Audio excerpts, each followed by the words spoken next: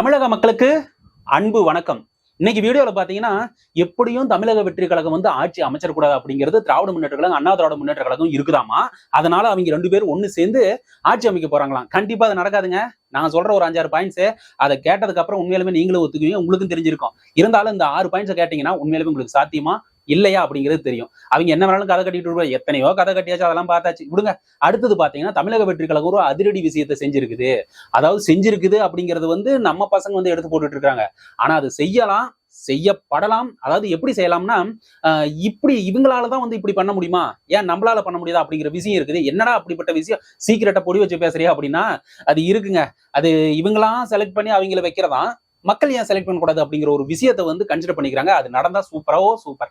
சரி, ரைட், இதெல்லாம் விடுங்க. ஒரு சென்டிமெண்டலான ஒரு விஷயத்த சொல்றேன். இன்னைக்கு நிறைய தலைவர்கள் வண்டியில ஏறும் போதும் உட்காந்துக்கிட்டும் இல்ல ஏதோ ஒரு பேட்டி கொடுக்கும் போது நிறைய விஷயத்துல அழுவுறதை நீங்க பார்த்திருப்பீங்க. அந்த அளவு தாக்கத்தை தமிழக வெற்றி கழகத்தின் வெற்றி கொடுத்துருக்குதுன்னு வச்சுங்களா அவங்களுக்கு எதிரிகளுக்கு. சோ இவங்க அழுவுறதை வச்சு இவ்வளவு சாங்கு சென்டிமெண்ட்லாம் போட்டிருக்காங்க. அதை பத்தின ஒரு விஷயம் உங்ககிட்ட ஷேர் பண்ணணும்னு தோணுது. நீங்க தமிழக வெற்றி கழகத்தின் தொண்டர்களா இருந்தீங்கன்னா உண்மையிலுமே அது ஒரு சென்டிமெண்ட்ல தான் நான் சொல்றேன். இவங்களை பார்க்கும் போது இருங்க நான் சொல்றேன். ரைட், அதுக்கு முன்னாடி நம்ம எப்பயும் ரெக்வஸ்ட் பண்றது, subscribe button bell icon click பண்ணீங்கன்னா நம்ம போடுற வீடியோ நோட்டிபிகேஷன் உங்க மொபைலுக்கு வரும். அதே சமயத்துல லைக்கும் ஷேரும் கொடுத்தீங்கன்னா நீங்க பார்த்த உணர்வு மற்றவர்களும் அதே உணர்வை பெறுவார்கள் அப்படின்னு சொல்லிட்டு நம்ம விஷயத்துக்குள்ள போயிடலாம். என்னப்பா அது, அண்ணா திராவிட முன்னேற்ற கழகம் திராவிட முன்னேற்ற கழகம் சேர்ந்துக்கிட்டு டிவிக்கு உள்ள விடாம ஆட்சி அமைக்காம அவங்க பெரும்பான்மை இல்லாத இருக்கிறது உண்மைதான். இப்ப என்னங்கிறீங்க, இன்னைக்கு தனி பெருங்கட்சியா உருவாகிருக்கு. அதுக்கு இப்ப என்ன, அது ஆட்சி அமைக்க கூடாதா?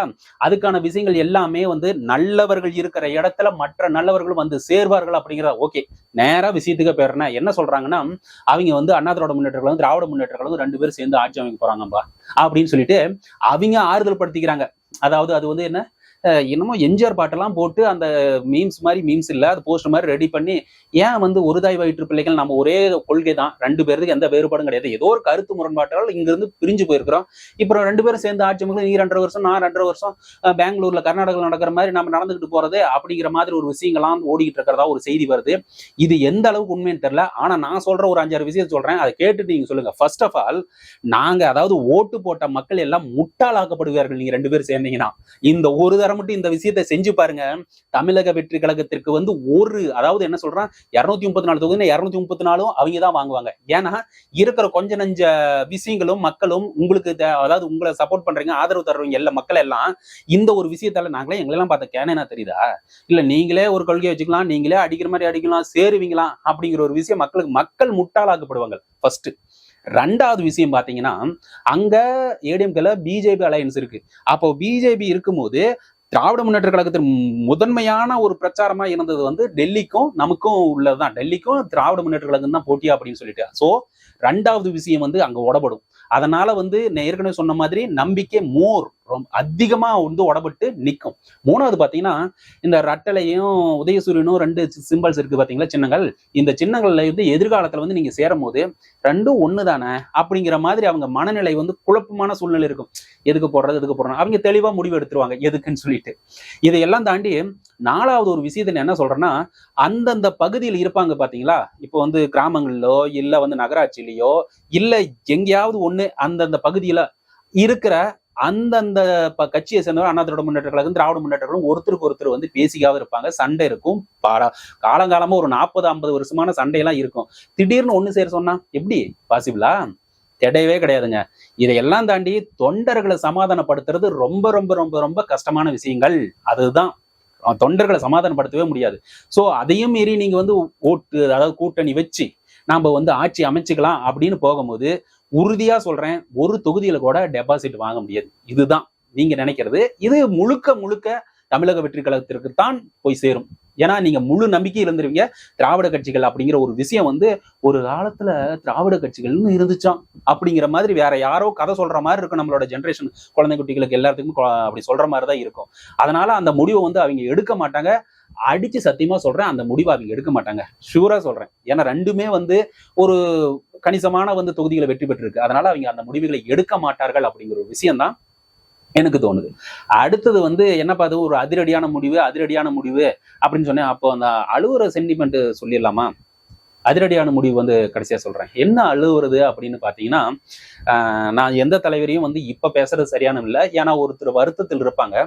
அந்த வருத்தத்தில் இருக்கும் போது அவங்க பெயரை மென்ஷன் பண்ணி சொல்றது வந்து அது தவறான செயல். ஆனா நம்ம தளபதி விஜய் அவர்கள் பேரை சொல்லலாம்ல, சொல்லுவேன். ஏன் அப்படின்னா, நீங்க அந்த கரூர் சம்பவம் வந்து யாரும் மறக்கவும் முடியாத விஷயம். அது தவறு. 2 தரப்புலையுமே நடந்திருக்குது. 2 தரப்புலையும் வந்து இப்ப எல்லாம் என்கொயரி போயிட்டு இருக்குன்னு வச்சுங்களேன். ஆனா அங்க நடந்த விஷயத்தை எல்லாத்தையும் தூக்கி தளபதி விஜய் அவர்கள் மேலேயே போட்டீங்க பாத்தீங்களா தலைவர்களே, அங்கதாங்க கர்மா மேல இருந்துகிட்டு பாத்துட்டு இருந்திருக்குது. உண்மையில சொல்றேன். மேல இருந்துட்டு கடவுள் பாத்துக்கிட்டே இருந்திருக்காரு. ஏப்பா, ஒரு மனுஷன் வாரான், அவனோட கட்சி ஆரம்பிச்சு அவன் பிரச்சாரம் செய்ய வரான். அந்த மனுஷன் மேல இவ்வளவு பெரிய விஷயத்த துணிக்கிறீங்களே, இந்த திணிப்புனால வந்து எவ்வளவு பெரிய சங்கடம் ஏற்படும். அந்த சங்கடத்துல பாதிக்கப்படுறவர் யாருன்னு உங்களுக்கு தெரியாதா? அப்படிங்கிற விஷயம் வந்து கடவுள் பார்த்துட்டு இருந்தாரு. ரைட். ஆனா நீங்க இப்ப வந்து ஒரு சாதாரண ஒரு விஷயம்தான். நீங்க எதிர்கட்சியாவோ இல்ல நல்ல எந்த கட்சியாவோ, எல்லா கட்சிகளுமே எதிர்கட்சிகள் தான். ஜெயிச்ச கட்சிகள் எல்லாருமே, இருக்கிற கட்சிகள் எல்லாமே வந்து எதிர்கட்சிகள் தான். எந்த கட்சியா வேணா இருந்துட்டு போகும். இன்னைக்கு வந்து இவ்வளவு கண் கலங்கி அழுகுற சூழ்நிலைக்கு எடுத்து மீம்ஸ் கிரியேட் பண்ணி கிண்டல் பண்ற அளவுக்கு போயிருக்கு. அன்னைக்கு தளபதி விஜய் அவர்கள் வந்து 1 மாசமா வீட்டை விட்டு வெளியே வரல. அவ்வளவு அங்க நடந்த சம்பவத்தை வந்து அவர் மனசால டைஜஸ்ட் பண்ண முடியாம உள்ளுக்குள்ள அழுது புழுங்கினாரே. யாரு ஆறுதல் சொல்லியிருப்பா? யோசிச்சு பாருங்க. ஆறுதல் சொல்லலினாலும் வெளியே இருந்துகிட்டு என்னென்ன கிண்டல் நையாண்டி பண்ணிக்கிட்டு இருந்தீங்களே, கொஞ்சமாவது யோசிச்சு பாத்தீங்களாயா? அது ஒரு மனுஷன் தான். அந்த மனுஷங்களுக்கும் ஒரு மனசு இருக்கும். அந்த மனசு எவ்வளவு பாடுபடும். தெரிஞ்சு எவனாவது அவ்வளவு பெரிய விஷயத்த கரூர்ல அந்த சம்பவத்தை செய்வானா? கொஞ்சம் யோசிச்சு பாருங்க. தான் மறுபடியும் அங்க போக முடியாத சூழ்நிலை இருந்தும், காவல்துறை அது இதுன்னு காரணம் சொல்றாங்க, நான் அதுக்குள்ள போகல. அவ்வளவு விஷயம் இருந்தும் அவர்களை கூப்பிட்டு வந்து ஆறுதல் சொல்லி அவர் காலில் விழுந்ததா சொல்லிக்கிறாங்க. எந்த அளவுக்கு உண்மைன்னு தெரியல. அப்படி விழுந்திருக்க வாய்ப்பு இருக்குது. அப்படிப்பட்ட மனசுதான் தளபதி விஜய் அவர்கள். அவர்களை எல்லாம் அந்த விஷயத்தை எல்லாமே சேர்த்து நீங்க என்னென்ன கிண்டல் அடிச்சீங்க, எவ்வளவு கண்ணீர் சிந்தி இருப்பாரு அந்த மனுஷன். யோசிச்சு பாருங்க. அத கொஞ்சம் இறக்கம் இருந்துச்சா உங்களுக்கு? இல்ல. அதுதான் மேல சொன்னேன். மேல கடவுள் இருந்துரு. கர்மா பூமரங் அப்படின்னு ஒரு விஷயத்த சொல்லுவாங்க தெரியுமா? அதை திருப்பி திருப்பி அப்படியே வந்துகிட்டே இருக்கும். அதனால நம்ம எல்லா விஷயத்தையுமே நல்லது செய்வோம், நல்லது நம்மளை தேடி வரும் அப்படிங்கறதுதான். அன்னைக்கு நல்ல மனசோட இருந்தார், இன்னைக்கு நல்லது தேடி வந்திருக்கு. இனிமேலும் நல்லதுதான் நடக்கும். தமிழகத்திற்கு ஒரு நல்ல விஷயங்கள் தான் நடந்துகிட்டு இருக்கும் அப்படிங்கிற விஷயத்த சொல்லிட்டு நான் அடுத்த விஷயத்துக்கு போயிடுறேன். அடுத்த விஷயம் அதிரடின்னு சொல்லிட்டு இருந்தேப்பா. என்னப்பா அதிரடி அப்படின்னு பாத்தீங்கன்னா, அதிரடின்னு பாத்தீங்கன்னா, இப்போ மேயர் சேர்மேன் அப்படின்னு சொல்லிட்டு ஒரு போஸ்டிங் இருக்கும். உங்களுக்கு தெரியுமில்ல?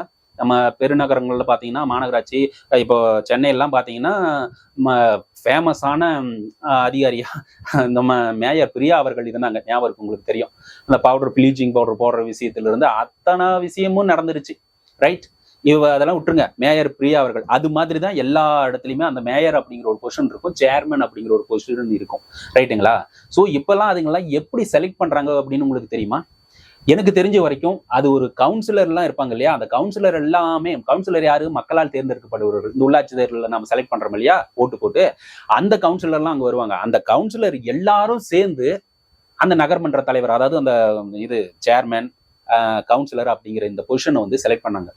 சோ இந்த பொசிஷனை தமிழக வெற்றி கழகம் மாற்ற போகிறது. இதுதான் முதல் அதிரடி. எல்லாருமே மக்களால் தேர்ந்தெடுக்கணும், மக்களுக்கு சேவை செய்யறீங்க, எல்லாமே மக்களால் தேர்ந்தெடுக்கப்படணும், இவங்க மட்டும் ஏன் அப்படி எடுக்கணும்? மக்களே ஓட்டு போடணுமே அப்படின்னு ஒரு விஷயம் வந்து பார்த்தேன்.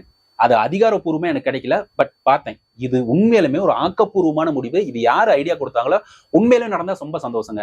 சோ இப்படி நடக்கும் போது என்ன நடக்கும்? நாம உள்ளாட்சி தேர்தலில் போடும் போது ஒரு 3 சீட்டோ 4 சீட்டோ எடுத்துட்டு போகணும்னு நினைக்கிறேன். ஒன்னு தலைவர், வார்டு மெம்பரு, பஞ்சாயத்து தலைவர், கவுன்சிலர் 3 எடுத்து போகணும்னு நினைக்கிறேன். ப்ராப்ளி தப்பா இருந்த மன்னிச்சுங்க. சோ இங்க வந்து இன்னொரு சீட்டும் அடிஷனலா கொடுப்பாங்க.